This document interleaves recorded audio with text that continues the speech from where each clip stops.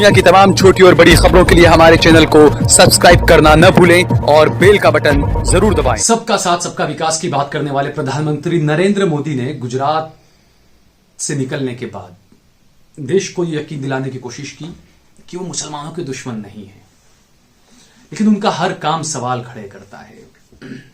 बंगाल में चुनाव जितने चरणों में किए जा रहे हैं, आप सोचिए, हैरानी की बात है कि आखिर के जो चरण हैं जहां चुनाव होने हैं वो ज्यादातर वो इलाके हैं जहां पर मुसलमानों की आबादी ज्यादा है।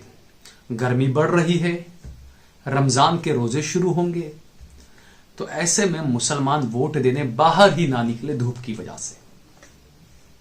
इसलिए इसीलिए ऐसा किया गया कि जो मुसलमान इलाके हैं वहां पर चुनाव जो है वो आखिरी चरणों में रखा गया कि रमजान में मुसलमान धूप में खड़े होकर तपते रहे, गिरते रहे, मरते रहे, है ना। दूसरा, पहले अच्छी बातें की प्रधानमंत्री नरेंद्र मोदी ने, बड़ी अच्छी बातें की। क्यों? क्योंकि उस वक्त ज्यादातर जो चुनाव होना था वो हिंदू आबादी वाले इलाकों में होना था, लेकिन जैसे ही चुनाव जो आखिरी चरण के आने लगे मुस्लिम इलाकों में, तो बीजेपी अपनी असली राजनीति पर आ गई, हिंदू मुसलमान की राजनीति। येती नरसिंहानंद सरस्वती, इस मलून का, इस खबीस का नाम तो आपको याद होगा, जिसने प्रॉफिट मोहम्मद सल्लल्लाहु अलैहि वसल्लम की शान में कितनी गुस्ताखी की, क्या क्या नहीं कहा। दिल्ली के प्रेस क्लब में उसने आकर यह बयान दिया, लेकिन हमारी सरकार खामोश, हमारी सरकार कुछ नहीं कर रही। एक मस्खरा था, एक स्टैंड अप कॉमेडियन था, मुनव्वर फारूकी, नौजवान लड़का, आपको याद होगा। उसने जो कहा भी नहीं उसके लिए उसको गिरफ्तार कर लिया गया और कहा गया कि हिंदू धर्म के खिलाफ ये कुछ बोलता है या हिंदू धर्म की भावनाओं को ये भड़काता है, इसलिए उसे गिरफ्तार कर लिया गया था, मुनव्वर फारूकी को, एक स्टैंड अप कॉमेडियन को। जबकि सरस्वती के खिलाफ एफआईआर भी हुई, सब कुछ हुआ, लेकिन अब तक उसकी गिरफ्तारी नहीं हुई है, होगी भी नहीं, क्योंकि बंगाल में चुनाव है। क्या एक सोची साझी रणनीति के तहत यह बयान येती नरसिंहानंद सरस्वती से दिलवाया गया है? जांच होनी चाहिए कि प्रेस क्लब में यह बयान उसने जब दिया, प्रेस क्लब में जब कोई बयान देता है, प्रेस क्लब में कोई बुक करता है, तो किसी का लेटर वहां देना पड़ता है, किसी पत्रकार का या किसी मंत्री का या किसी का भी। ये जांच होनी चाहिए कि आखिरकार वो जो टाइम दिया गया था वो किसके नाम पर बुक किया गया था, उसके खिलाफ भी कार्रवाई की जानी चाहिए और जांच की जानी चाहिए। दूसरा, इस बात को संजीदगी से, गंभीरता से समझ लीजिए, आने वाले जो दिन हैं वो देश के लिए और ज्यादा खतरनाक हो सकते हैं। बीजेपी पूरी कोशिश करेगी देश में नफरत फैलाने का, देश में नफरत बढ़ाने के लिए पूरी कोशिश जो है बीजेपी अब करेगी, क्योंकि बंगाल में जैसा हमने कहा, जो मरहलों में आखिरी चरण में जो चुनाव है वो ज्यादातर मुस्लिम इलाकों में है, तो वहां पर वोट को पोलराइज किस तरह से किया जाए, इसके लिए बीजेपी पूरी कोशिश करेगी। और मैं देश के लोगों से, देश की जनता से यह अपील करता हूं कि आप इन नफरत के पुजारियों के ट्रेस में ना आए, इनके ट्रैप में ना आए, आप बचें, क्योंकि हिंदू मुसलमान का जहर घोलने की पूरी कोशिश होगी। अब सीएए एनआरसी की भी कोशिश होगी, क्योंकि हिंदू इलाकों में चुनाव खत्म हो चुका है। पहले डर था कि क्योंकि बंगाल के जो हिंदू हैं वो भी सीएए एनआरसी का विरोध कर रहे थे, तो इसलिए जो हिंदू इलाकों में जब वोटिंग हुए पहले कुछ चरण के, तो वहां पर सीएए एनआरसी की ज्यादा बात नहीं की, लेकिन अब जब मुस्लिम इलाकों में यह है तो यहां पर इसकी बात जरूर की जाएगी और नफरत के कई मामले जो है वो देश भर में सामने आ सकते हैं, क्योंकि जो रंगा बिल्ला है वो मशहूर है। बंगाल में कुछ हो रहा है तो बिहार में कांड कर दो, ताकि हर जगह पर उसका असर हो और बंगाल के चुनाव उससे प्रभावित हो जाए। बिहार में अगर चुनाव है तो उत्तर प्रदेश में कुछ ऐसा कर दो जिससे कि बिहार के चुनाव प्रभावित हो जाए। यह रंगा बिल्ला की एक नीति है, रणनीति है देश को बर्बाद करने की, देश की जनता को अंदर अंदर लड़ाने की।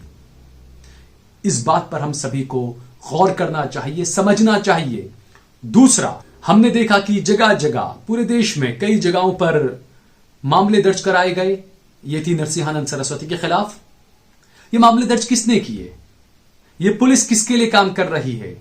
मैं साफ कहना चाहूंगा, हो सकता है कि मेरे पीछे बाद में फिर ये लोग पड़ जाएं, लेकिन यह हकीकत है। ये वही पुलिस है जिसने उत्तर प्रदेश में कई दंगाइयों के खिलाफ से केस वापस ले लिए। ये वही सरकार है, ये वही भाजपा है। आपको क्या उम्मीद लगती है? आपको लगता है कि ये पुलिस वाले येती नरसिंहानंद सरस्वती के खिलाफ कार्रवाई करेंगे? बिल्कुल नहीं। आपको कोर्ट जाना होगा, आपको अच्छे वकील रखने पड़ेंगे अपने साथ, और उसके बाद कार्रवाई के लिए आवाज उठानी पड़ेगी। हमें इनके ट्रैप में नहीं आना है, हमें हिंसा नहीं करनी है, हमें इस देश के संविधान पर यकीन है, हमें कानून का रास्ता अपनाना है। अगर हमारे साथ कोई गलत करता है तो हमें उसके साथ गलत नहीं करना है, हमें कानून के डंडे से उसका इलाज करना है।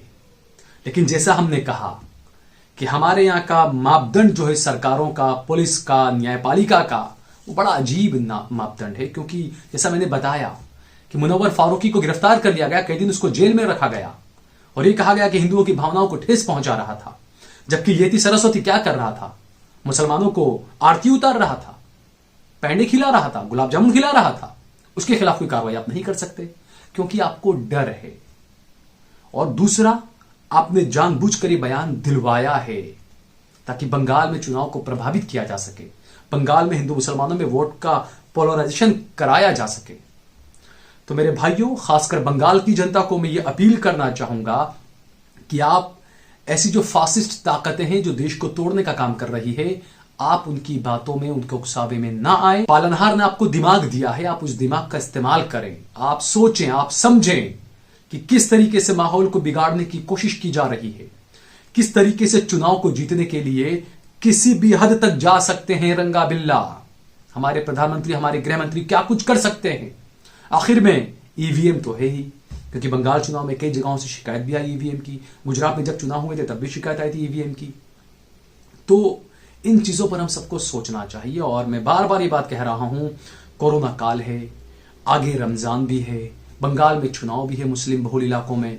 तो ऐसे में बीजेपी पूरी कोशिश करेगी, जो कट्टरपंथी जो लोग हैं, जो अपने आप को राष्ट्रवादी बताते हैं लेकिन देश को तोड़ने का काम करते हैं, बलात्कारी को बचाने के लिए तिरंगा लेकर जो लोग निकलते हैं लेकिन खुद को राष्ट्रवादी बताते हैं, वो लोग आपको भरमाने की, आपको उकसाने की पूरी कोशिश करेंगे, आपकी भावनाओं को भड़काने की पूरी कोशिश करेंगे। लेकिन आपको संयम बरतना होगा, आपको सच और गलत ये क्या है आपको समझना होगा, आपको पहचानना होगा। अगर आपको हमारा ये वीडियो पसंद आया हो तो इसे लाइक करिए, इस पर कमेंट करिए, इसे ज्यादा से ज्यादा शेयर करिए। और अगर आपने हमारे चैनल देश लाइव सब्सक्राइब ना किया हो तो हमारे चैनल को सब्सक्राइब करिए। आप हमारा दूसरा चैनल सहल कुरैशी भी सब्सक्राइब कर सकते हैं।